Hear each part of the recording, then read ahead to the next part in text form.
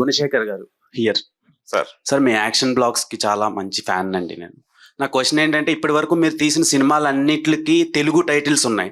సైనికుడు, రుద్రం, వాటర్ అన్ని ఇప్పటి వరకు ఒక్కడు. ఫస్ట్ టైం ఒక ఇంగ్లీష్ టైటిల్ పెట్టారు. సో ఒక ట్రాన్స్ లోకి తీసుకెళ్లిపోయారు, different trance one compare to మీ ప్రీవియస్ ఫిల్మ్స్. ఇప్పుడు నా ప్రీవియస్ ఫిల్మ్స్ అని పక్కన పెట్టండి, మీకు నచ్చింది కదా. షాక్ లో ఉన్నాను సార్. గుడ్. సో ఇలా ఇంగ్లీష్ టైటిల్ పెట్టడానికి రీజన్ ఏంటి? ఫస్ట్ టైం పెట్టారు మీరు. మంచి క్వశ్చన్ అడిగారు.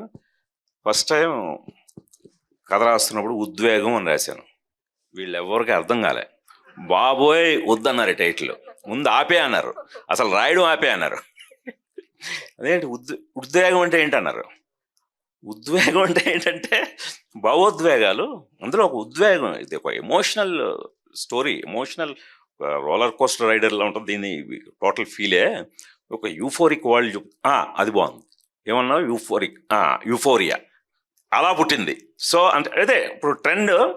ఉద్వేగం అంటే ఎవరికి అర్థం కావట్లేదు.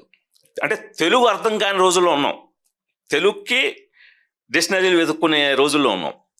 అందువల్ల మీరు అన్నది కరెక్టే. ఫస్ట్ తెలుగు టైటిల్తో మొదలెట్టి దాన్ని ఎవరి కోసం తీస్తున్నాం. ఎందుకంటే ఇప్పుడు మెయిన్ ఈ దీనికి రావాల్సింది మెయిన్ యూత్ని ఏం చేసింది, అలాగే పేరెంట్స్. సో ముందు యూత్కి వాళ్ళకి రీచ్ ఉండాలి.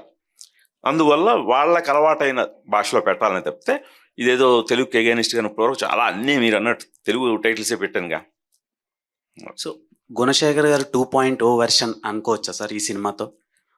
2.0లో కాదు కానీ అదే నన్ను నేను కొత్తగా ఇంట్రడ్యూస్ చేసుకుంటున్నాను అంతే. Okay sir. మేడం